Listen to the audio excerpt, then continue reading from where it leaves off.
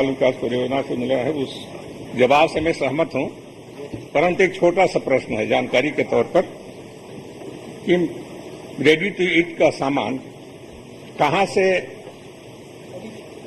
Supply किया जाता है। पत्थलगांव विधानसभा या जसपुर जिले के लिए कौन व्यक्ति है जो उसकी सप्लाई करता है, इसकी जानकारी दे दें। माननीय अध्यक्ष महोदय, रेडी टू ईट का निर्माण राज्य बीज एवं कृषि विकास निगम के द्वारा किया जाता है और उन्हीं के वेंडर के द्वारा सप्लाई भी किया जाता है।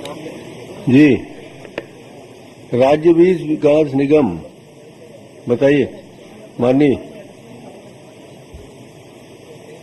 अध्यक्ष महोदय। मैं जानना ये चाह रहा था कि जिले के अंदर कौन सा व्यक्ति है जिसकी सप्लाई वो करता है, वितरण करता है वहाँ। आपको व्यक्ति का नाम मालूम है? माननीय अध्यक्ष, व्यक्ति का नाम बता देंगे। माननीय अध्यक्ष महोदय, वेंडर का नाम गुड्डू सेल, चीर बगीचा जसपुर का। गुड्डू सेल कर। जी, आपके ही क्षेत्र का है बगीचा जसपुर का? जो नाम बता रहे हैं अध्यक्ष महोदय, शायद ये हमारे छत्तीसगढ़ से बाहर का ही कोई व्यक्ति होगा। बड़ी दुर्भाग्य की बात है सर। पर उनका माननीय अध्यक्ष जी, एक मिनट उनका तो हो जान दीजिए। जी, सबसे वरिष्ठ आदमी को प्रश्न करना। जी, आप क्या कहना चाहते हैं? मैं ये जानने चाह रहा था कि व्यक्ति कहाँ का है, कौन है। नहीं, वो तो बता दिए बगीचा के नाम से है, जसपुर जिले का है। अब वो कहाँ से जन्म स्थान है उसको कहेंगे तो बतवा देंगे।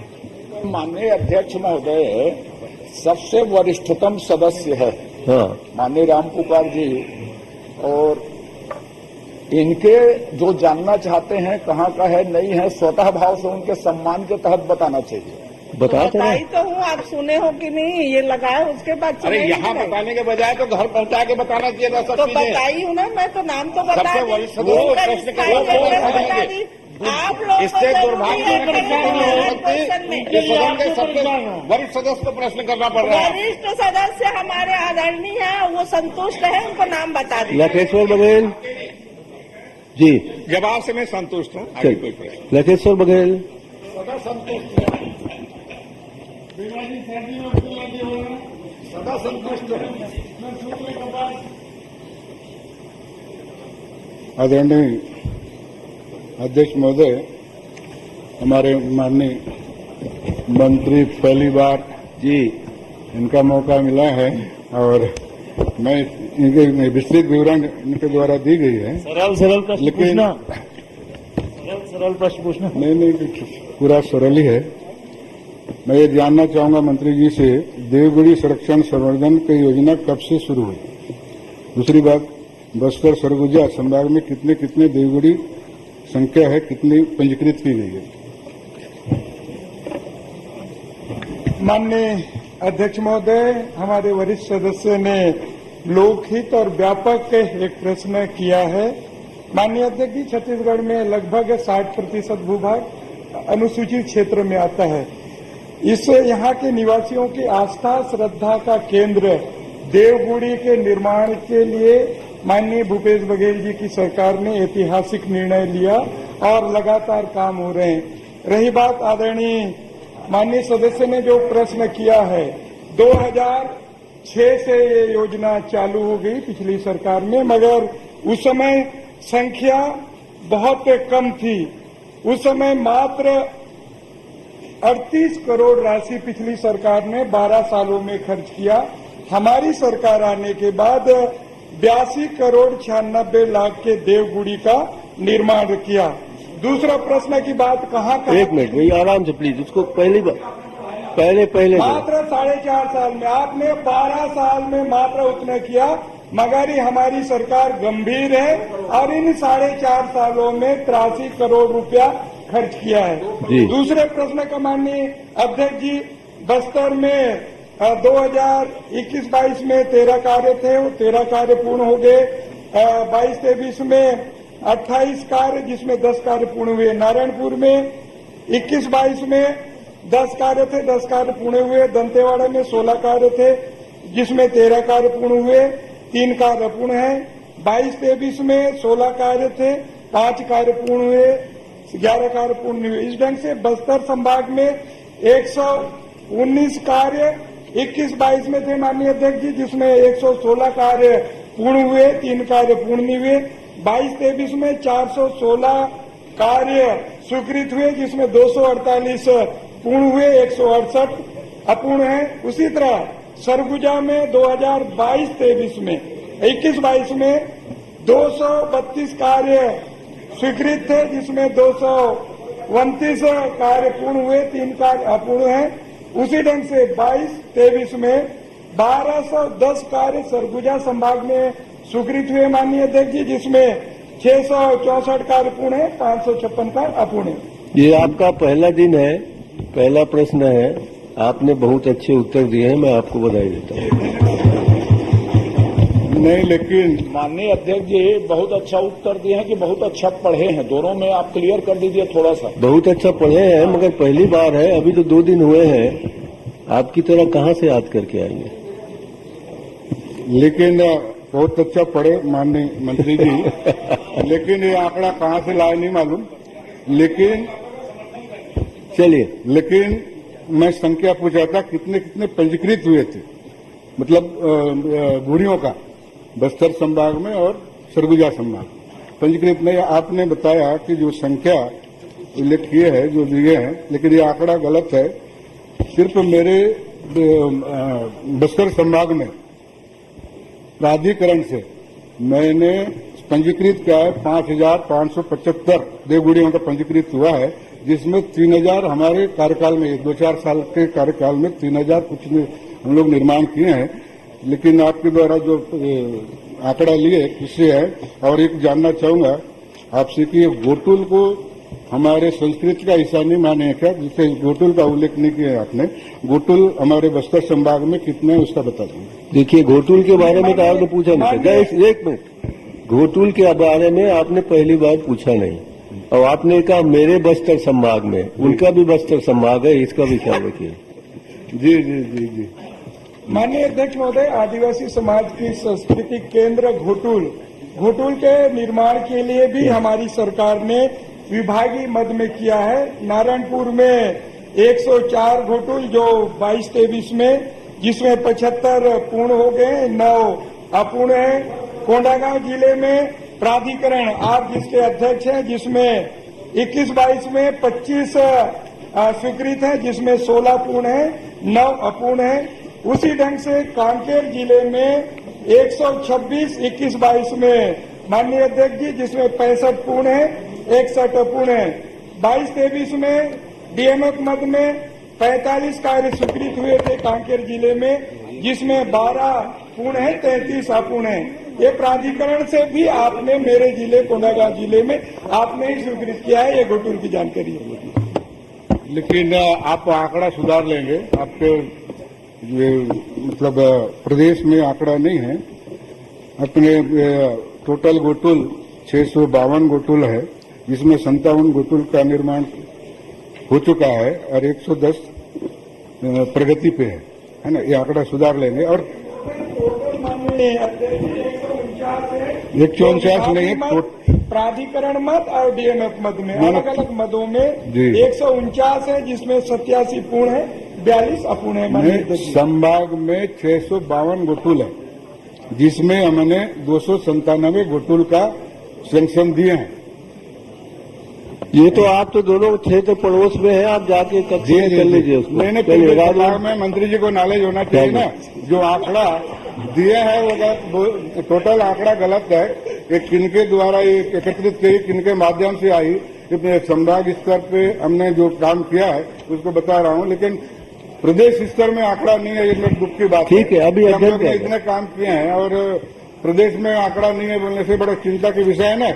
इसीलिए मेरे निवेदन है, आंकड़ा सुधार लेंगे प्रदेश में। और अभी तक हमने किया, कितना किया हमने तो गुड़ी का अभी तक निर्माण है ना, अभी तक निर्माण हमने प्राधिकरण के थ्रू, मैं बस्तर संभाग की बात कर रहा हूं मैं, है ना, 5960 में 3600 देवगुड़ी का स्वीकृति किए हैं, 2181 शेष है ना, 1197 पूर्णता पर है। ये थोड़ा दिखवा लेंगे। और किन किन मदों से गुड़ी और घोटुल का निर्माण किया जा रहा है थोड़ा बताएंगे। अच्छा, आप ऐसा करिए माननीय मंत्री जी, आप नए नए बने, संभवतः पूरी जानकारी नहीं होगी। आप उनको फिर सुन लीजिए, मेरी बात है। उनको चाय पे बुलाइए अपने कक्ष में और उनको उनके जो आंकड़े हैं संशोधित कर लीजिए। राजमन जी।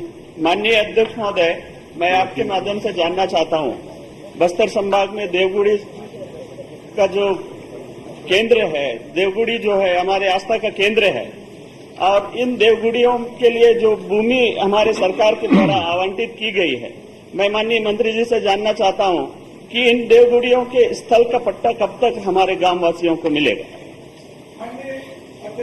जो जहां जहां देवगुड़ी स्थल है उसके लिए कौन सा भूमि है चिन्हांकित करके प्रशासन उसके लिए एक निर्धारित करती है कि हम या फिर वन अधिकार पत्र में दें या अन्य में दें। प्रशासन उसके लिए चिन्हांकित करके उस जगह को संरक्षित करती है। माननीय मंत्री महोदय, मैं आपसे जानना चाहता हूं कि देवगुड़ी ये हमारे पुरखों की संपत्ति है और पूर्वजों ने उन्होंने जो स्थल निर्धारित किया है, आज कई लोगों ने उन स्थलों को कब्जा करने जा रहे हैं। मैं इसलिए आपसे जानना चाह रहा हूं कि इसको जल्दी संरक्षित किया जाए। देवगुड़ी में किसी तरह का बेजा कब्जा न हो, इसका आप विशेष ख्याल रखें। नारायण चंदेल जी।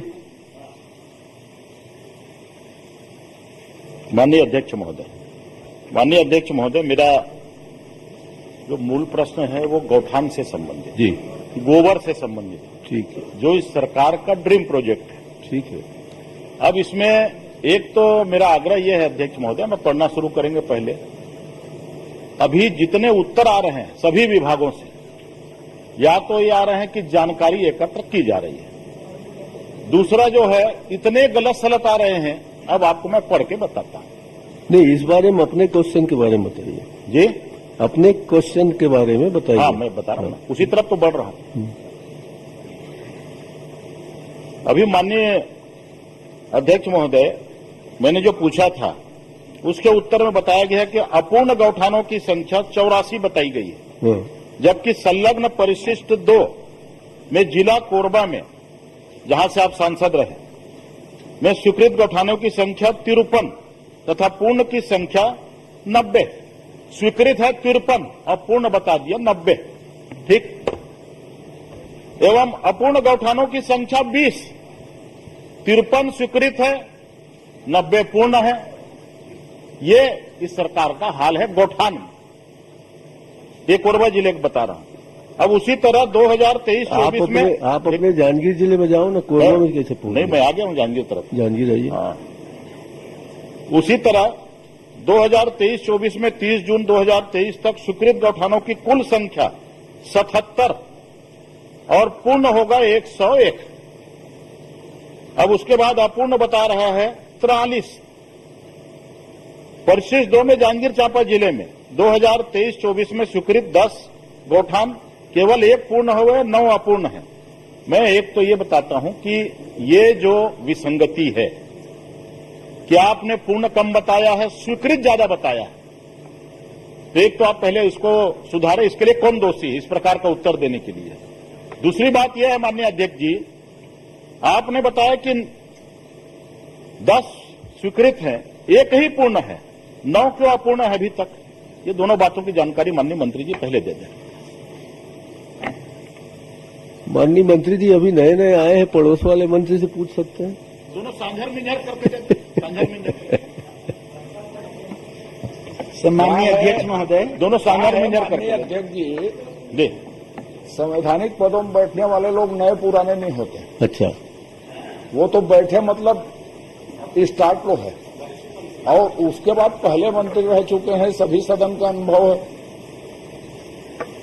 नहीं, पूर्व मंत्री भी सहायता कर सकते हैं उनकी, ये मैं कह रहा हूं।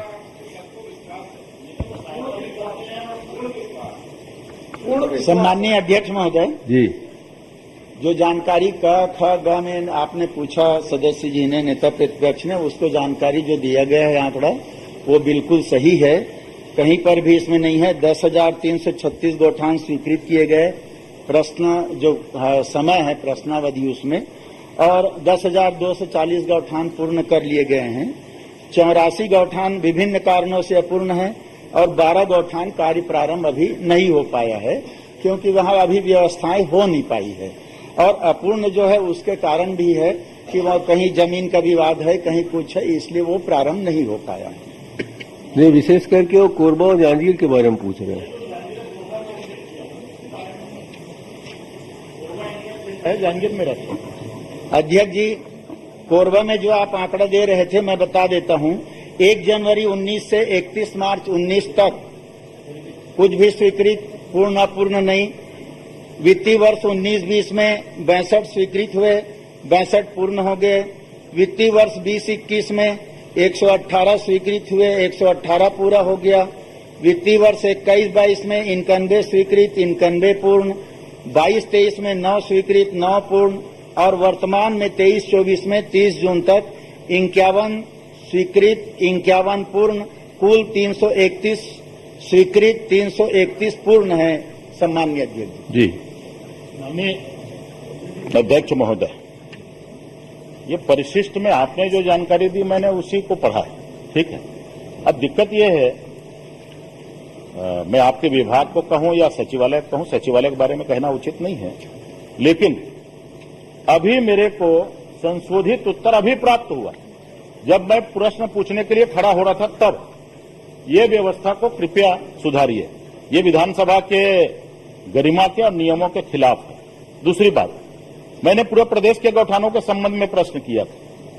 2 जिले का तो मैंने आपसे विशेष रूप से उल्लेख किया। अब व्यवस्था का जो आलम है उसके बाद मैं बता रहा हूं। गोबर खरीदी में जो अनियमितता हो रही, प्रदेश में कुल गोबर खरीदी का आपने बताया भुगतान 286 करोड़ रुपए आपने जानकारी दी है गोबर खरीदी का। और मैंने जब उसकी जानकारी ली तो वो आपने बताया उसके विरुद्ध निर्मित वस्तुओं की बिक्री ये 17 करोड़ रुपए उसमें आ रहा है। 286 करोड़ और 17 करोड़, बिक्री कितने की हुई? 17 करोड़। अब ये बताओ मुझे आप, 229 करोड़ रुपए बचा हुआ है, वो कौन रखा है यहां पर ये बताएं, इसमें से कोई रखा है क्या? 229 करोड़ रुपए, उसके बारे में आप मुझे जानकारी दे दें। सम्माननीय अध्यक्ष महोदय, पूरे प्रदेश की जानकारी उपलब्ध वर्षवार आपने पूछा है, करा दिया गया है। जानकारी कल ही प्रेषित कर दिया गया है। कुल हम लोगों ने जो गोबर खरीदा है माननीय अध्यक्ष महोदय, 19 में भी, 20 में भी, 21, 22, 23, वर्तमान 23 तक का 1,23,19,845 क्विंटल गोबर की खरीदी। माननीय अध्यक्ष महोदय, मंत्री जी गलत पढ़ रहे हैं, वो 1 करोड़ नहीं है। 1 करोड़ में 1 करोड़ गोबर खरीदी में 240 करोड़ का भुगतान कैसे हो जाएगा? आप हिसाब लगा लीजिए। मैं आपको जो पढ़ रहा हूं पूरी निष्ठा पढ़ रहा हूं, रिकॉर्ड में आ रहा है। आप जो पूछेंगे उसकी जानकारी भी दे दूंगा। और हम लोगों ने गोबर जो क्रय किया अध्यक्ष जी, उसकी राशि भी बता देता हूं। 246 करोड़ 39 लाख का हम लोगों ने गोबर क्रय किया, जो इतना खरीदे हैं उसकी। हमने गोबर बेचा माननीय अध्यक्ष महोदय, उसमें 291 करोड़ 70 लाख का बेचा। कुल हमारे लोगों को, समूहों को 45 करोड़ का इस दरमियान फायदा हुआ है। और ये जानकारी मैं पटल में दिया हूं, उसमें है। चलिए, प्रश्न क्रमांक 4 अजय चंद्राकर जी। प्रश्न क्रमांक 4 आपका प्रश्न है? आप कुछ ये महत्वपूर्ण विषय है गौठान का। अच्छा, पूरे प्रदेश का, एक जिले तक सीमित नहीं है। आपने बंद कर दिया। नहीं, मैं बंद नहीं किया हूं, मैं तो निरंतर हूं। निरंतर है तो एक कहाँ बंद किया? चलिए, सौरभ जी प्लीज आप बैठ जाए, सौरभ पूछे। माननीय अध्यक्ष महोदय, 246 करोड़ का गोबर का भुगतान हुआ, वो मंत्री जी के प्रशिष्ट के जवाब में आया है। प्रशिष्ट के जवाब का हम लोग हिसाब लगा रहे थे तो 17 करोड़ हम हिसाब लगाकर बोल रहे हैं, उनके हिसाब से तो कुछ 86 लाख और है जो उन्होंने टोटल बताया। पर फिर से हमने हिसाब लगाया कि हमारा गलत कहीं पर फिगर मत हो जाए, तो 17 करोड़। हमारा कुल मानना यह है कि आपने 286 करोड़ का गोबर खरीदा, 246 करोड़ का गोबर खरीदा। 17 करोड़ का वैल्यू एडिशन करने के बाद आपने 17 करोड़ की वैल्यू का सामान बेचा। वैल्यू एडिशन हुआ है, जो गोबर आपने खरीदा उससे वर्मी कंपोस्ट बनाया है, गोबर का पेंट बनाया है, उसको वैल्यू एडिशन करके 17 करोड़ का बेचा। ये 229 करोड़ रुपए जो शासन की राशि है, ये बैलेंस कहां पर है? या तो फर्जी गोबर खरीदी हुई है, किसी के भी डाटा में चढ़ा दिया गया है गोबर, उतने मात्रा में गोबर उपलब्ध नहीं है जितने मात्रा में भुगतान किया गया है, तो वो फर्जी खरीदी है। चारा घोटाला से बड़ा घोटाला है गोबर घोटाला। और ये 229 करोड़ का क्लियर कट हिसाब नहीं आ रहा है उसमें। वो 229 करोड़ का गोबर स्टॉक इन वेटिंग है इनके पास, वो तो शासन की संपत्ति न माननीय अध्यक्ष महोदय। 246 करोड़ रुपया भुगतान करके आपने खरीद लिया गोबर और 17 लाख का आपने 17 करोड़ का सामान बेचा। 229 करोड़ का गैप है। हम यही पूछना चाहते हैं कि 229 करोड़ का गैप कहां पर है।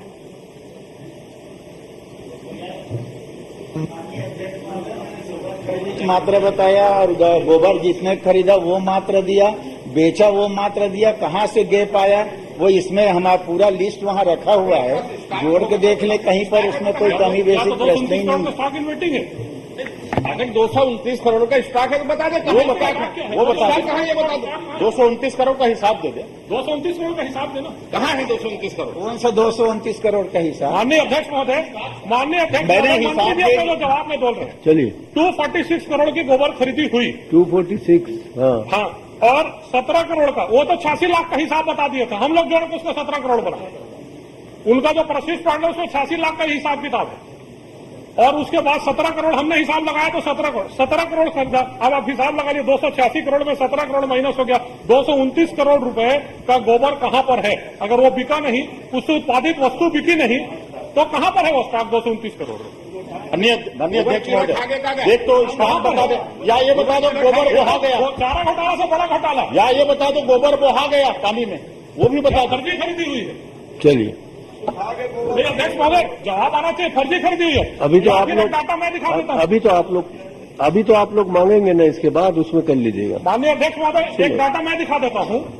एक महिला से 3 महिलाओं से, अकलतरा विकासखंड के गांव में 3 महिलाओं से 2,82,000 किलो गोबर खरीदा गया है, जिसका 5,65,000 का भुगतान किया गया है। और वो तीनों महिलाएं एक परिवार की हैं और उनके घर में गाय नहीं है। चलिए ये मैं बता रहा हूँ। प्रश्न क्रमांक 4, यही तो 229 करोड़ का गोबर है, कहाँ गायब हो गया 229 करोड़? प्रश्न क्रमांक 4, माननीय अध्यक्ष अजय चंद्राकर जी, अजय चंद्राकर जी, उसको रख लीजिए, काम आएगा। अभी काम आएगा, इसके बाद रख लीजिए। माननीय अध्यक्ष जी एक जानकारी देके, अध्यक्ष जी प्रश्न क्रमांक 4, 229 करोड़ बड़ी राशि, माननीय अध्यक्ष महोदय, तो देंगे ना बड़ी अभी। राशि 229 करोड़, बड़ी राशि है। 229 करोड़ का वो 229 अभी क्या करोगे आप लोग? तो अभी स्वास्थ्य प्रस्ताव में क्या चर्चा करने वाले हैं? वर्मी कंपोस्ट है, बन के कहाँ बना वो वर्मी कंपोस्ट? उससे गोबर का पेंट बना, क्या बना? क्या अभी स्वास्थ्य प्रस्ताव में क्या चर्चा करेंगे आप? अब ये प्रश्न काल है, आपका विश्वास प्रस्ताव। हाँ तो जाए ना, जो ज्यादा है जाए। अरे 1 घंटे का समय लास्ट डे है यार, इसका भी कुछ सोचो। गौठान के मामले में हमेशा प्रश्न हुए। हमने गौठान में जो खर्च किया गया, ये खर्च निरर्थक है, इस बात को हमेशा कहा है। कहा हुआ? माननीय मुख्यमंत्री जी से हमने व्यक्तिगत रूप से निवेदन किया था कि आप लाट निकाल के हमको 5 गौठान दिखाने ले चलो। मुख्यमंत्री जी ने हाँ कहा। 2 साल में गौठान आप इस बात को कई बार बोल चुके हैं। पूरे छत्तीसगढ़ आप कई बार बोल चुके हैं। नहीं, कृषि मंत्री बदल गए, आप कई बार मंत्री बदल गए, लेकिन गौठान नहीं दिखा पाए। 229 करोड़ के अब गृह मंत्री जी कृषि मंत्री बने, कहाँ से बता पाएंगे अभी? चलिए 24 जी पूरे 5 साल में नहीं दिखा पाए 5 गौठान। ठीक है ना, हम मानते हैं, आप बैठिए तो सही। योजना मुख्यमंत्री जवाब आ जाए, माननीय सदन जानना चाहिए। नेता प्रतिपक्ष,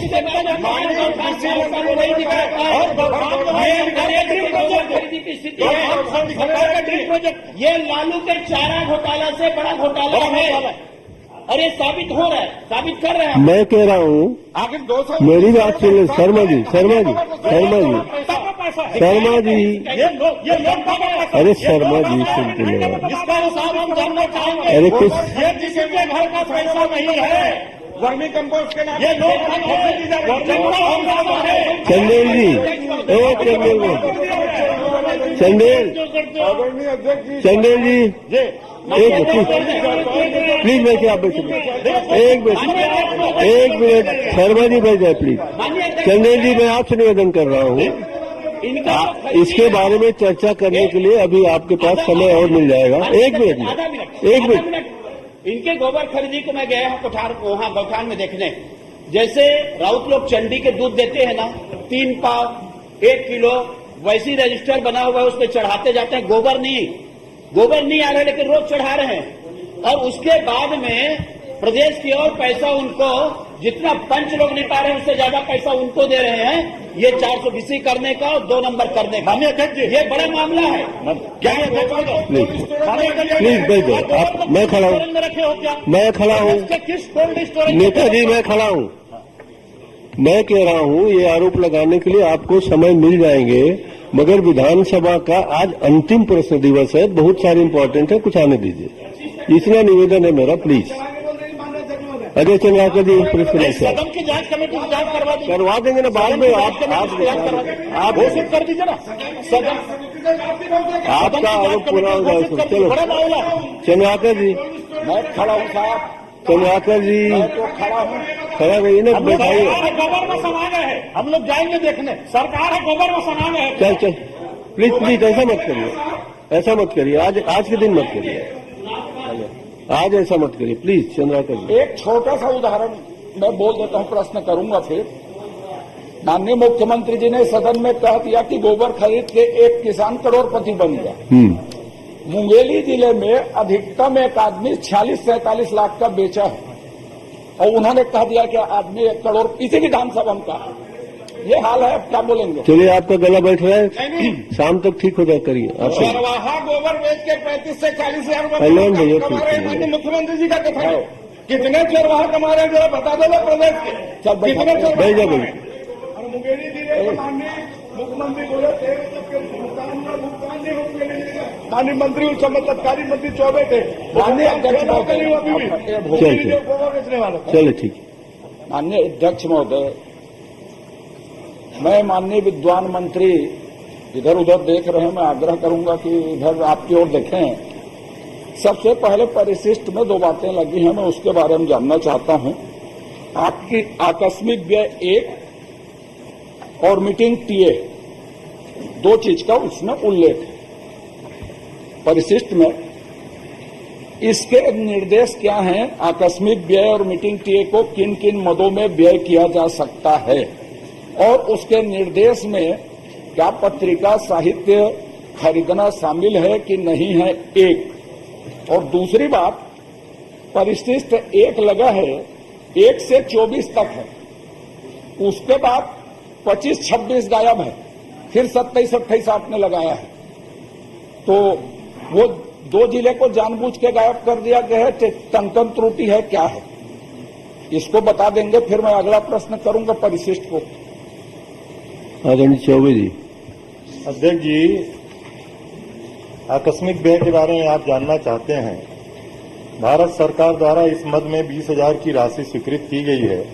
इसका उपयोग स्टेशनरी, बिजली देयक, मरम्मत, कंप्यूटर सामग्री, पत्र पत्रिकाएं, फाउंडेशनल लिटरेसी और न्यूमरेसी को ध्यान में रखते हुए इस मद में सभी संकुल में बाल पत्रिकाओं की आजीवन सदस्यता ग्रहण करते हुए संकुल समन्वयकों द्वारा अपने संकुल की शालाओं के भ्रमण के दौरान प्रत्येक शाला में बच्चों को पत्रिका के विभिन्न गीत, कविता, कहानियों का वाचन करवाते हुए परीक्षण कराया जाए। आदेश ये है, संकुल के बच्चों और शिक्षकों को पत्रिका में अपने आलेख भेजने हेतु प्रेरित किया जाए।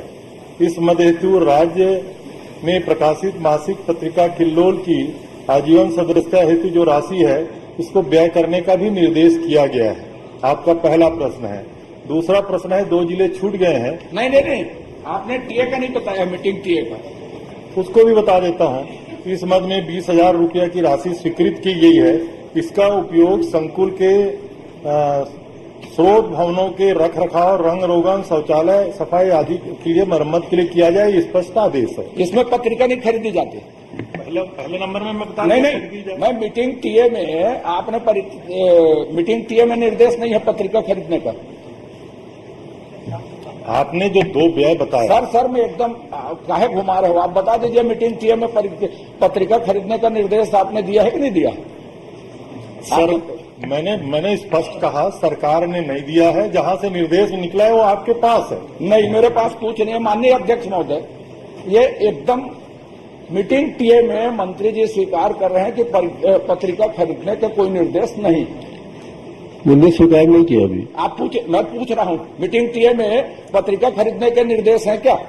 आकस्मिक व्यय में है। मैंने अरे आकस्मिक व्यय का तो मैं मान लिया, मैं मीटिंग टीए में क्या निर्देश है जो स्पष्ट उत्तर है मैंने आपको बता दिया। आकस्मिक व्यय में पत्र पत्रिकाएं लाइब्रेरी के लिए खरीदने का स्पष्ट निर्देश है। नहीं माननीय अध्यक्ष महोदय, घोर आपत्तिजनक है। मैंने ये पूछा है, दो है मीटिंग टीए और आकस्मिक व्यय इसमें लगा है। आकस्मिक व्यय का बताया, मीटिंग टीए में क्या क्या निर्देश है उस राशि के व्यय करने से, ये पूछ रहा हूं। तो मैंने आकस्मिक का बता दिया, बोलते हैं मीटिंग टीए का बताइए ना, उसको भी पूछ रहा हूं। पढ़ के सुनाया? नहीं, आप नहीं सुना।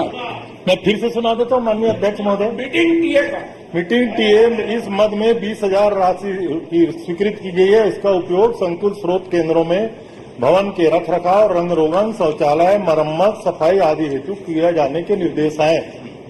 ठीक। माननीय अध्यक्ष महोदय, एक दूसरा प्रश्न है मेरा। माननीय जल्दी कर अरे लीजिए। एकदम साहब, एक आप सुनिए तो बड़ा जोरदार चीज है इसमें। आपने कहा है कि पत्रिकाओं के साथ साथ किलोल पत्रिका की भी आजीवन सदस्यता लेने के निर्देश दिए गए हैं, अन्य पत्रिकाओं के साथ साथ। तो अन्य पत्रिकाएं कौन कौन से खरीदते हैं, किस प्रक्रिया के तहत खरीदते हैं, और किलोल पत्रिका के लिए निर्देश दिया है सिर्फ कि अन्य पत्रिकाओं के लिए भी निर्देश दिया है, और टीए मद से भी क्या इसको खरीदा गया है या खरीदने के सदस्यता के निर्देश दिए गए हैं क्या? अध्यक्ष जी, मैंने अपने उत्तर में स्पष्ट कहा, केवल किल्लोल के लिए आदेश नहीं है, सभी पत्र पत्रिकाओं के लिए, और इसके पहले भी आदेश होते रहे हैं। इनकी जब हुकूमत थी तो स्कूलों में श्यामा प्रसाद मुखर्जी और दीनदयाल उपाध्याय की तस्वीर खरीदने के भी आदेश हुए थे। इस प्रकार आदेश लगातार होते रहते हैं, और पराग और बाल मित्र जैसी पत्रिकाएं भी लगातार खरीदी जाती हैं। उसी के तहत इस प्रकार के आदेश हुए हैं। मैं क्या, मेरे समय या भाजपा के समय में क्या खरीदी हुई, आप जांच करवा लें, उसमें क्या आपत्ति है? चलिए अब छोड़िए ना। नहीं साहब, देखिए आपसे अनुरोध है। मैं कह रहा हूँ जल्दी कर लीजिए, कुछ प्रश्न आ रहे हैं और कोई बड़ी कुछ कह रहा हूँ साहब, लेकिन पूरा उत्तर तो लेना हो गएगा, जान दे। माननीय मंत्री महोदय, मैं जो प्रश्न कर रहा हूं उसको फिर से दोहरा देता हूं कि कितनी पत्रिकाएं आप सीधे खरीदते हैं या खरीदने के लिए आपने निर्देश दिया? सिर्फ किल्लोल भर के निर्देश दिए हैं कि अन्य पत्रिकाएं आप खरीदे ना, मेरे को आपत्ति नहीं है कि अन्य पत्रिकाएं भी खरीदे, नाम से आपने निर्देश दिया है क्या? एक जिसको आप बताते नहीं। अरे पढ़ के आप टीए की बात तो बताएं, आकस्मिकता को जो आपने इसमें लिखा है उत्तर में, वो मैंने परिशिष्ट पढ़ा था। आपके उत्तर को पढ़ देता हूं। पत्रिकाओं के साथ साथ किलोल पत्रिका की भी आजीवन सदस्यता लेने हेतु निर्देशित किया गया है। तो आप ये बता दीजिए, अन्य पत्रिकाओं के खरीदने के नियम क्या हैं आपके यहाँ, प्रक्रिया क्या है, या ऐसी आजीवन सदस्यता या सदस्यता के लिए आप निर्देश देते हैं सीधे? और टीए मद से भी क्या किल्लोल पत्रिका खरीदी गई है? ये तीन चीजें हैं दूसरे प्रश्न में। तीनों आप पॉइंटेड उत्तर उनको देंगे, पॉलिटिकल आंसर मत दें। ताकि पॉलिटिकल आंसर देंगे तो भाजपा शासन के 4.5 साल में जांच करवा। मैं भी स्कूल शिक्षा मंत्री था, मैं भी जेल चल दूंगा। अध्यक्ष जी, जब नौबत आएगी तो कहाँ जाना है, जहाँ जाना है वो तो बाद में आएगी, लेकिन जांच वाच जैसी कोई बात है नहीं। नंबर 1, आप उदाहरण दिए इसलिए कहा। नहीं तो हुआ है खरीदी, उसमें क्या है, सच्चाई करवाना गलत हुआ। उसमें जांच करने की क्या बात है? आपने अपने समय में आदेश दिया, अभी इस समय ये आदेश हुआ है, उसमें जांच करने की क्या बात है? पूछ रहा हूँ आपसे, उसको बता दीजिए। मैंने तो हाँ कहा ना, सारी पत्रिकाओं को खरीदने का आदेश है। किल्लोल मैंने खरीदी की प्रक्रिया पूछी, क्या सभी पत्रिकाओं को नाम सहित आजीवन सदस्यता या सदस्यता वार्षिक सदस्यता के लिए निर्देश दिए गए हैं कि सिर्फ किल्लोल के लिए निर्देश दिए गए हैं? और यदि नहीं दिए गए तो पत्रिका खरीदने की प्रक्रिया क्या है? और टीए मद से भी क्या इसको खरीदा गया है या आजीवन सदस्यता दिलवाई गई है? आप जितने बार कहेंगे उतने बार मैं दोहराऊंगा, आप उत्तर दिलवा दीजिए सिर्फ इतने का। फिर मैं एक छोटा प्रश्न करूंगा। अध्यक्ष जी, बार बार मैं वही उत्तर दे रहा हूँ, सभी पत्रिकाओं के संदर्भ में स्पष्ट निर्देश है, लाइब्रेरी के लिए खरीदे ही जाते हैं। प्रक्रिया क्या है खरीदने की, ये पूछ रहा। अब वो खरीदते हैं, संकुल के लोग खरीदते हैं बिहार से। आप बताइए कि बाजार से खरीदते हैं, फिर ऐसा बोलेंगे तो बिना नियम के खरीदते हैं कि कोई निर्देश जारी करते हैं? जैसे कि लोन के लिए आपने निर्देश जारी किया है कि ये पत्रिका खरीदे जा करके निर्देश जारी करते हैं। चूंकि खरीदने के साथ साथ और आश्चर्यजनक बात कि आजीवन सदस्यता वार्षिक सदस्यता लें, इसके निर्देश ये भी जारी करते हैं क्या? ये बताइए। वो तो बड़ा स्पष्ट है माननीय अध्यक्ष महोदय, जो मैंने पढ़ के सुनाया कि किल्लोल के लिए आजीवन सदस्यता के लिए निर्देश जारी किए गए, इसमें छुपाने की क्या बात है? अन्य पत्रिकाओं के लिए भी निर्देश है, आपने खरीदा है। यहाँ पे गोल गोल उत्तर मान्य इसमें गोल से अन्य पत्रिकाओं को किस तरह खरीदा जाता है या उनके लिए भी आजीवन सदस्यता या सदस्यता के निर्देश हैं, और टीएमएल से खरीदने के निर्देश नहीं है। राज्य केंद्र शासन से जब पत्रिका खरीदने के, तो उस मद से क्यों खरीदा गया है या निर्देश क्यों दिए गए, उसका पॉइंटेड उत्तर दे दें। इतने विद्वान है, आपने 2 माननीय मंत्रियों को कहा कि नए नए हैं, ये तो खिलाड़ी आदमी है माननीय भाई साहब हमारे। खिलाड़ी है इसीलिए तो खेल रहे हैं, आपको क्या तकलीफ है? इसलिए उत्तर की अपेक्षा है। चलिए आप छोड़ दो। अरे उत्तर तो दिलवा दीजिए साहब। अरे छोड़ना तो उत्तर तो दिलवा दीजिए। इनका रिकॉर्डिंग वहाँ पर अटक गया है, उससे आगे बढ़ नहीं रहा है। और तो कलोल को जो कलोल को उत्तर तो दिलवा दीजिए। उत्तर नहीं दिलवाएंगे, तबीयत खराब है। नहीं उत्तर नहीं दिलवाएंगे।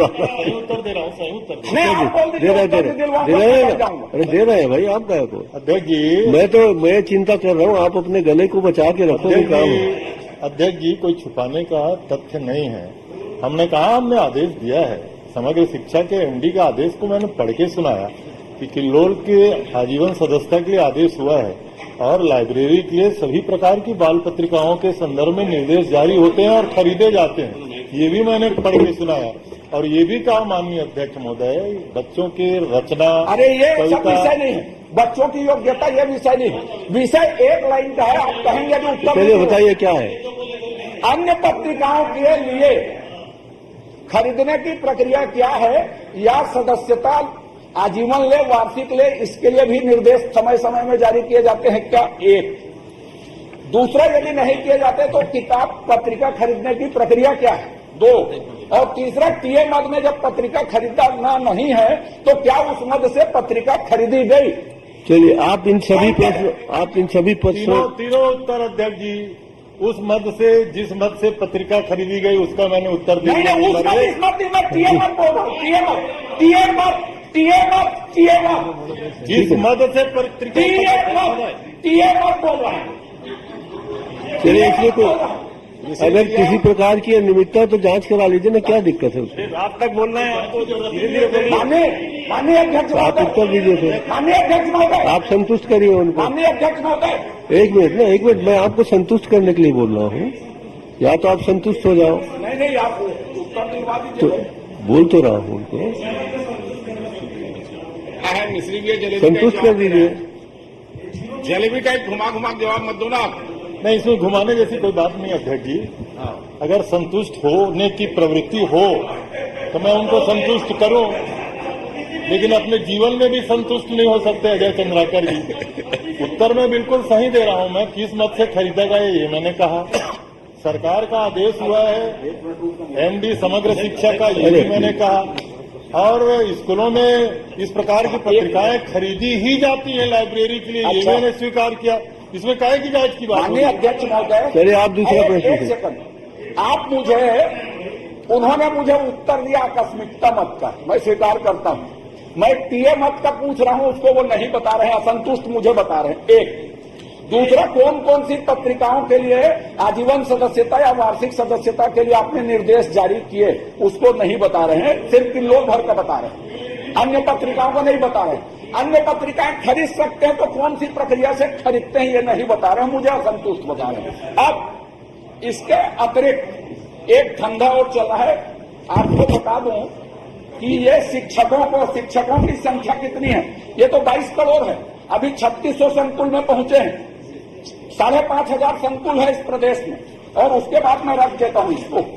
ये निजी लोगों को दबाव डाल के भी सदस्य बनवा रहे हैं, ये सबूत है आपके पास। और यदि नहीं तो संकुल प्रभारी या बीओ उसके ऊपर कार्रवाई करेगा, 10,000 की सदस्यता नहीं लेगा तो ये मैं करूंगा। ये धंधा बन गया क्या? ये कौन सी क्वालिटी का है? कौन छापता है? क्या लेख छापे हैं? क्या ये बच्चों के कितने लेख छापे हैं? उसमें कितने लेख छापे हैं? कितने बच्चों को बताएं माननीय मंत्री जी? या धंधा कर रहे हैं या बताएं, या घुमा कर रहे हैं प्रदेश को? या सीधा मैं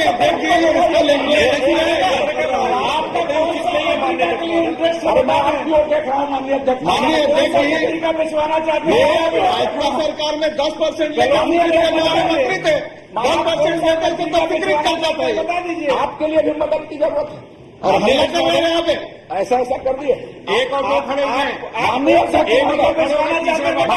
महोदय, मैं आखिरी प्रश्न जो करने वाला था, मैं आपके विवेक पर छोड़ूंगा। चलिए आपके विवेक पर छोड़ूंगा इसको। चलिए छोड़िए ना। आप की किल्लोल में माननीय मंत्री जी ने कहा कि बच्चे, आप मेरी तरफ देखो प्लीज। हाँ, मैं आपकी तरफ देखूंगा प्लीज। आप बच्चों के लेख, सुलेख, पत्र कहानी, कविता छपती है, आपने उत्तर दिया। तो छत्तीसगढ़ में शिक्षा विभाग सदस्यता करवाने के अतिरिक्त, सदस्यता को तो जाएगी ही वो, कितनी पत्रिकाएं खरीदती हैं? एक। और कितने बच्चों ने आज तक उसमें लेख या किसी तरह के कलम भेजे?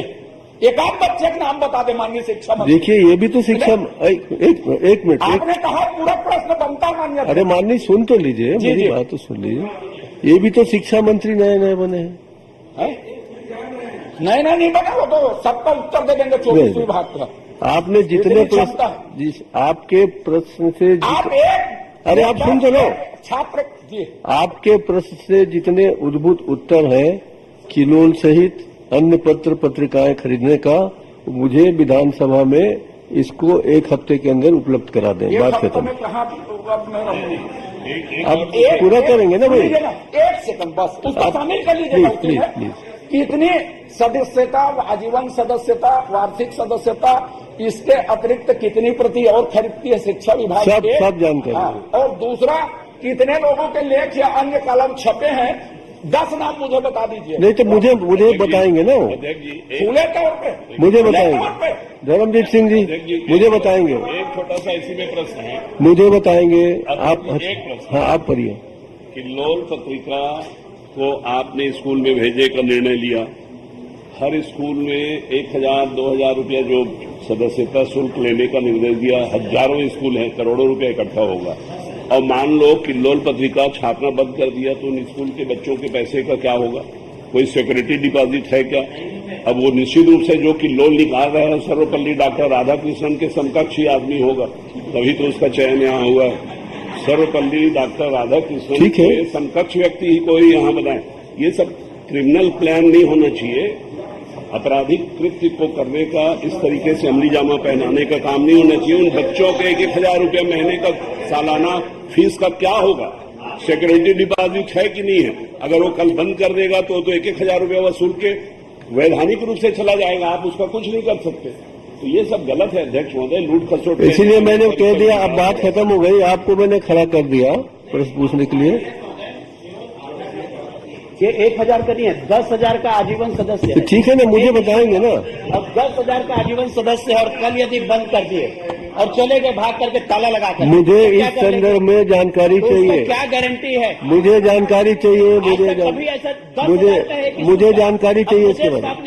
कौशिक जी, मैंने निर्देश जारी कर दिया है, मुझे जानकारी चाहिए। एक हफ्ते में बात खत्म हो गई। उसमें नहीं, उसमें एक और है सिक्योरिटी डिपॉजिट कितना है? 5 अब उसमें कोई समझ नहीं। एक स्कूल का है, प्रदेश में कितने स्कूल? माननीय सत्यनारायण जी शर्मा, प्रश्न क्रमांक 5।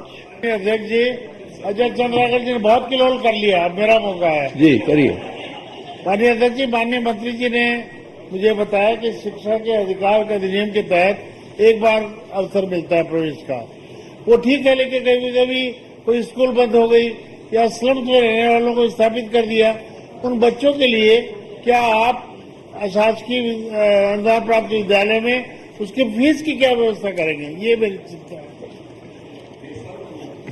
अध्यक्ष जी, कि शिक्षा के अधिकार के तहत 9 प्रवेशी कक्षाओं में, पहली में, छठवीं में इस प्रकार एडमिशन होते हैं।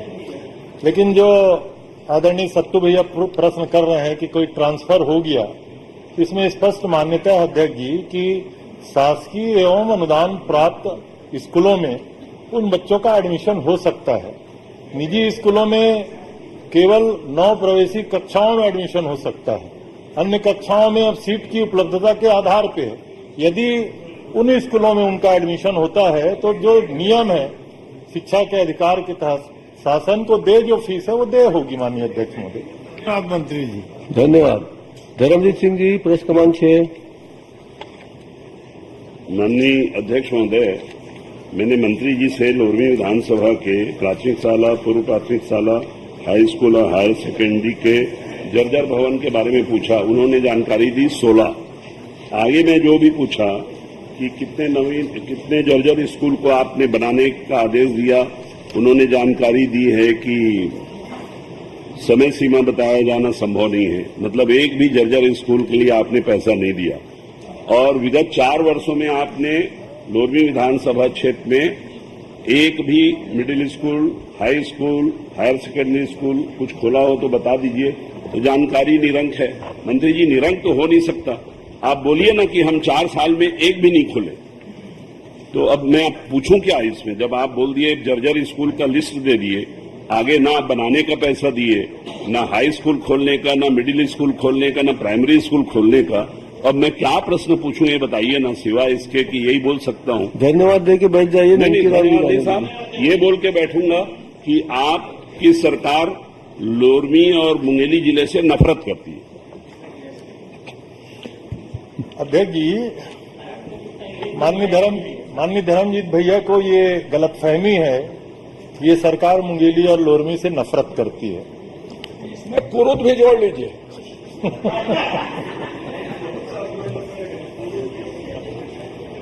अध्यक्ष जी, जर्जर का मतलब है जिन स्कूलों का लिस्ट माननीय धर्मजीत भैया को दिया गया है उन स्कूलों के बारे में है कि साला अति जर्जर है।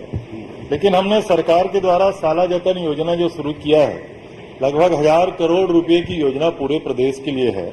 विभिन्न शालाओं के मरम्मत के लिए राशि खर्च किए जा रहे हैं। आपके यहाँ भी 203 शालाओं के लिए लगभग 65 करोड़ रुपए की राशि स्वीकृत की गई है। 3 साल आपने? हाँ, 203 शालाओं की, पूरे प्रदेश का बता रहा हूँ। और लगभग इसमें 183 काम अपूर्ण है, बाकी काम जो मरम्मत के वो चल रहे हैं। गुरुदेव, मैं तो इसी को देख के पूछूंगा। मैं आपको पूरी लिस्ट दे दूंगा आपको। नहीं, वो तो मैं रखा हूँ। चलिए, आपके दोनों के संबंध बहुत अच्छे हैं, पूरी लिस्ट दे देंगे आपको। प्लीज आप बोल दीजिए। एक आप नया स्कूल, प्लीज जो नए सदस्य का पहला प्रश्न आ रहा है आने दीजिए। खोल दो, एक महाराज, खोल दो। आपके कार्यकाल में एक खोल दीजिए, एक। धर्मजीत जी। अध्यक्ष जी, अब धर्मजीत भैया कह रहे हैं एक स्कूल तो खोल दो। मैं इधर कृषि विभाग संभालता था, एग्रीकल्चर और हॉर्टिकल्चर कॉलेज जैसी संस्था आपको दिया हुआ आपने दिया, मैं तो धन्यवाद दिया, आपका आभारी हूँ। लोरमी की कोई उपेक्षा नहीं। और धर्मजीत भैया इस सदन के सबसे सम्मानित। चलिए, आप दोनों के अच्छे आप बोल तो दीजिए, एक मिडिल स्कूल खोलूंगा। खोल दोगे? एक तो खोल दीजिए। खोल दीजिए। चलिए, खोल देंगे। मैं प्लीज, मैं कह रहा हूँ खोल देंगे। चलिए, आगे बढ़िए। ननकीराम कंवर जी। शिक्षा मंत्री जी, मैंने कहा ननकीराम कंवर, समिति के एक सावित्री मनोज मंडावी करके मैं एक स्कूल के लिए 5 चंद्राकर जी, उसका पहला प्रश्न। ओ महोदय, चंद्राकर जी देखिए, याचिका समिति ने आपको जो दिया है ना, प्लीज आप बैठ जाइए। पहला प्रश्न है उसका। माननीय नए सदस्य है, पहला प्रश्न है। बोला जी, प्लीज बैठ जाए आप। माननीय अध्यक्ष महोदय जी, मंत्री महोदय का जो उत्तर आया उससे संतुष्ट हूँ। बस मैं ये जानना चाहती हूँ कि जो रिक्त पद है कब तक भरे जा सकेंगे? मैं इतना आपको संरक्षण दे रहा हूँ, आप इतने में ही संतुष्ट हो गए। माननीय अध्यक्ष महोदय, रिक्त पदों की व्यापम के द्वारा निकाला गया है, वो अतिशीघ्र प्रक्रिया में है, भर्ती हो जाएगी। संतुष्ट? फिर स्फूर्ति बांधी। प्रश्न क्रमांक 9। माननीय अध्यक्ष महोदय, मैं मंत्री महोदया से जानना चाहता हूं कि महिला बाल विकास में लगभग 522 पद रिक्त हैं। ये पद कैसे भरे जाएंगे, कब तक भरे जाएंगे? क्योंकि चला चली के बेरा में है। और 522 पद क्या कब तक भर लेंगे? या पदोन्नति से भरेंगे या रेगुलर भर्ती से? रेगुलर भर्ती तो हो नहीं पाएगा, बता दीजिए। माननीय अध्यक्ष महोदय, 522 के विरुद्ध में जो पर्यवेक्षक के 116 पद तथा 5 नवीन जिलों के पद स्वीकृत हुए हैं, जिसके कारण ये 522 पद रिक्त हैं। नए जिलों के कारण भी और रिक्त पद के लिए अभी आपको पिछले उसमें बताई हूँ कि पर्यवेक्षकों की भर्ती का विज्ञापन जारी हो गया है और प्रक्रिया में है। जितना जल्दी हो जाए उतना जल्दी भर्ती हो जाएगी। मैं तो यही है, चली चला के बेरा में प्रक्रिया में चलिए डाल ठीक देंगे है, तो आप बढ़ इस तरह जाएगा, से मजाक देंगे। मत धर्मलाल जी कौशिक, काहे की चला चली की बेला धर्मलाल जी कौशिक, प्रेस कमांडर। अब उसको समय बताएगा। 75 धर्मलाल जी कौशिक। कोई चला चली की बेला माननीय नहीं। अध्यक्ष महोदय जी, मेरा प्रश्न, माननीय अध्यक्ष महोदय जी, अरे मुख्यमंत्री माननीय आए मंत्री कि जी। ये देखो माननीय अध्यक्ष महोदय, क्या माननीय अध्यक्ष महोदय, माननीय टीएस बाबा साहब, माननीय मंत्री जी, इस सत्र में पहली बार जैकेट पहन के आ रहे हैं उप मुख्यमंत्री बनने के बाद। तो हम सदन ये जानना चाहती है कि कितने सारे जैकेट माननीय बाबा साहब ने उप मुख्यमंत्री प्रेस कमांडर धर्मलाल जी कौशिक। माननीय अध्यक्ष महोदय जी, मैं माननीय मंत्री महोदय से बता एक दीजिए। प्रश्न और जानना चाहता हूँ। आप कहाँ जा रहे हैं मंत्री जी? अब आपको जैकेट को देखना चाहते हैं, आप बैठिए थोड़ी देर। वो कितने अधिकारियों पर जांच जैकेट को देख लेने दीजिए, फिर चले जाइए। 34 अधिकारियों पर विभागीय अरे हो जांच- गया ना भाई। चल अध्यक्ष जी, मेरा प्रश्न है, प्रेस कमांडर। मेरा प्रश्न है अध्यक्ष जी, आप तो मुझे बोलने दीजिए ना, हो गया ना। निवेदन करो, क्या हो गया ये जांच जिस पर आर्थिक अनियमितताएं हैं? माननीय मंत्री महोदय बता दीजिए कि आपके विभाग वही के बता कितने रहे हैं। अधिकारियों पर जांच चल रही है आर्थिक अनियमितताएं की, और उस पर आपने क्या कहा? माननीय अध्यक्ष महोदय, 34 अधिकारियों के ऊपर विभागीय जांच चल रही है और जांच के बाद जो भी आएगी रिपोर्ट उसके ऊपर। तो माननीय मंत्री जी, यही तो पूछना चाहता हूं कि जांच को जिन जिन अधिकारियों ने जो जांच किया है, कितने अधिकारियों ने जांच प्रतिवेदन आपको प्रस्तुत किया? उनको अभी भी प्रस्तुत करेंगे। प्रतिवेदन अभी प्रस्तुत जांच का कितने का? 34 में से कितने अधिकारियों ने, जो जांच अधिकारी नियुक्त किया गया था, उन्होंने जांच किया और उन्होंने जांच प्रतिवेदन प्रस्तुत किया? तो आपको बोला ना, आपने मंत्री को थोड़ी प्रस्तुत अभी किया। अपर्याप्त है, किसी में अभी जांच प्रक्रिया चल रही है, अभी धर्मलाल जी कौशिक प्लीज। अपर्याप्त है सभी का। माननीय अध्यक्ष मंत्री है, धर्मलाल जी तो कौशिक। ये जितने आर्थिक अनियमितताएं हुए हैं उसके जांच प्रतिवेदन अभी अप्राप्त हैं, तो कब तक प्राप्त हो जाएंगे? अति शीघ्र। अति शीघ्र। धर्मलाल जी कौशिक प्लीज। माननीय अध्यक्ष महोदय, माननीय अध्यक्ष महोदय, मैं माननीय मंत्री जी को बताना चाह रहा हूं, बिलासपुर कोऑपरेटिव बैंक अभी बहुत सारे लोग मनोनीत किए हैं, अध्यक्ष भी बनाए हैं, और उसके बाद में बिलासपुर कोऑपरेटिव बैंक में घोटाला शुरू हो गया। किसानों का बैंक है और किसान बड़े विश्वास के साथ में वहां पैसा जमा करते हैं, और जमा करने के बाद में वहां के अधिकारियों के द्वारा उसको निकाल करके पैसा खा जा रहे हैं। प्रमाणित है, और प्रमाणित होने के बाद में इसमें जो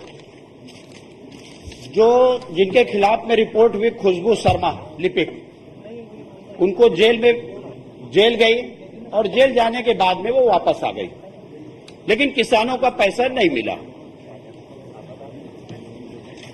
अभी जब प्रश्न लगाए तो 6 किसानों के पैसा वापस हुए हैं, और इसमें 7,42,000 पैसा वापस हुए।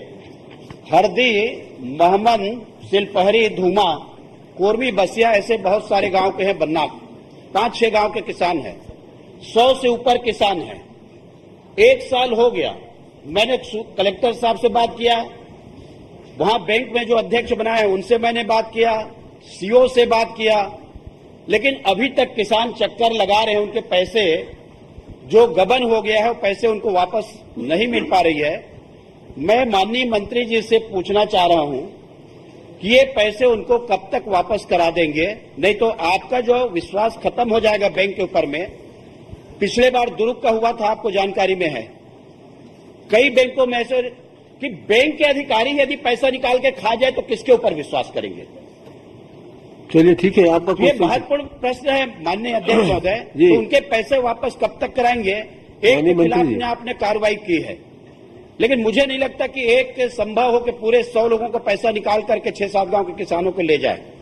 चलिए तो माननीय इसमें मंत्री थोड़ा जी, सा बताने का कष्ट करें, उनके पैसे की वापसी वो सुनिश्चित करें। अध्यक्ष जी, माननीय धर्म भैया ने जो प्रश्न किया कि नई नामजदगी हुई है, पदाधिकारी बने हैं, उसके बाद से करप्शन, ऐसा नहीं है। ये 2015 से प्रकरण है। 2015 18 सरकार हम बनाए हैं ना, ये पहली बात समझ लीजिए आप, नंबर 1। नंबर दूसरा, 109 किसानों का है। एक खुशबू शर्मा के खिलाफ FIR हुआ, वो जेल गई, 7 अन्य लोगों के खिलाफ भी आरोप पत्र जारी हुए हैं। आपने कहा 9 किसानों का पैसा, तो ठीक है, वो कोर्ट माननीय न्यायालय का मामला है, वो जमानत में क्यों आई, कैसे आई, वो न्यायालय बताएंगे, लेकिन उसकी जमानत हुई है। 7 अन्य कर्मचारियों के खिलाफ भी कार्यवाही चल रही है और शेष किसानों का जब पैसा है, चूंकि फॉरेंसिक जांच अभी है, उसके बाद ऑडिट होगा, उसके बाद बैंक से जारी होगा, तो उसमें वक्त लग सकता है 3-4 महीने का, लेकिन हम लोग लगे हुए हैं। अभी 9 किसानों का पैसा वापस हुआ है, बाकी किसानों का भी पैसा वापस कराया जाएगा। धन्यवाद।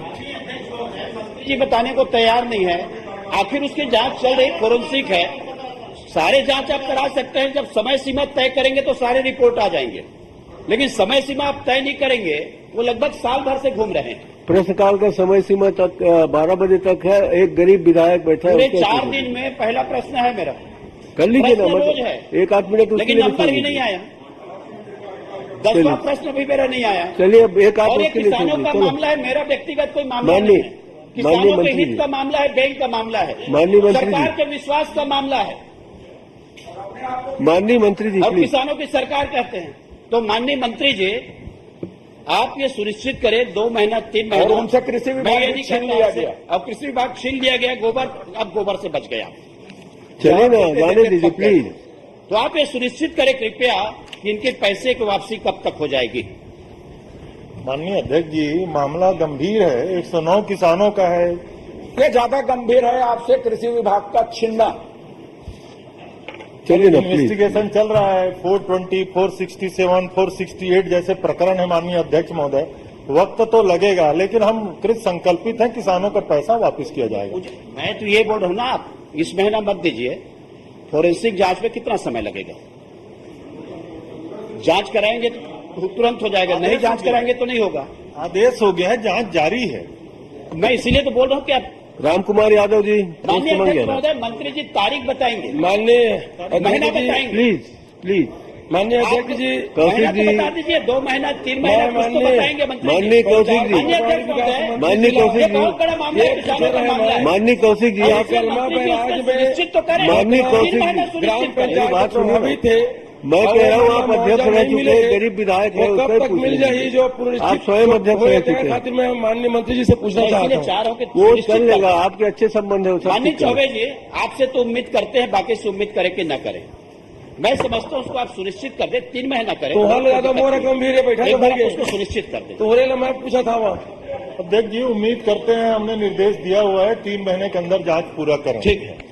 माननीय पंचायत मंत्री जी, कलमा बैराज में ई मनो समय पानी देवे पर कंपनी ने बना रही से बैराज, तो उल्टे अगर किसान मतलब मुआवजा नहीं मिले, अगर पुरस्कृत आपको आदेश करे है, कब तक मुआवजा मिल जाए, बस वही बता दो। मोरो थोड़ा जल्दी है, जब वो समय घाल दे सुहेज भैया। चलो राम कुमार भैया, आपको क्यों जल्दी है? दोबारा भी चुन के आना है और इस प्रकार से प्रयास करते रहना है। मुआवजा जल्दी दबा दो, वो घोषणा कर दो मंत्री जी। हमारी तो शुभकामनाएं हैं अध्यक्ष जी। ये 71 जो चुन का है वो पूरा चुन का है, ये 13 चुन का है, उसमें 1-2 कम हो जाए तो चलेगा। तो आप इसमें आप गंभीर रहिए, ये मिलेगा। और आपका जो प्रश्न है माननीय मंत्री जी, आप संतुष्ट हैं? 1984 कहने दीजिए प्लीज, आप समय शर्मा जी, शर्मा जी आप समय करा। मंत्री जी, अब पूरा ये सत्र के लास्ट है, घोषणा कर दो, सब ताली बजाओ, तो हर बार 1 महीना मिल जाएगा। दो हमारा लगभग कार्यवाही पूर्ण है। 137 किसानों का 7.82 करोड़ का भुगतान अभी शेष है। हम लोग कोशिश करेंगे इस माह चंदन कश्यप खड़े हो जाओ, भुगतान हो जाए। चंदन कश्यप जल्दी पूछो। अध्यक्ष महोदय जी, जो प्रश्न मैं किया था उस समय में जानकारी गलत मिला है। हाँ बोलो। माननीय मंत्री महोदय, जानना चाहता हूँ कि नारायणपुर जिले में 21-22 में स्वीकृत कार्य की कुल लागत कितनी है तथा कार्य को पूर्ण करने की समय सीमा क्या है? चलिए माननीय मंत्री जी बता दीजिए फटाफट, जल्दी बताओ। माननीय अध्यक्ष महोदय, जो 129 काम स्वीकृत हुए उसमें 4,99,95,95,000 की प्रश्नकाल समाप्त। महिला बाल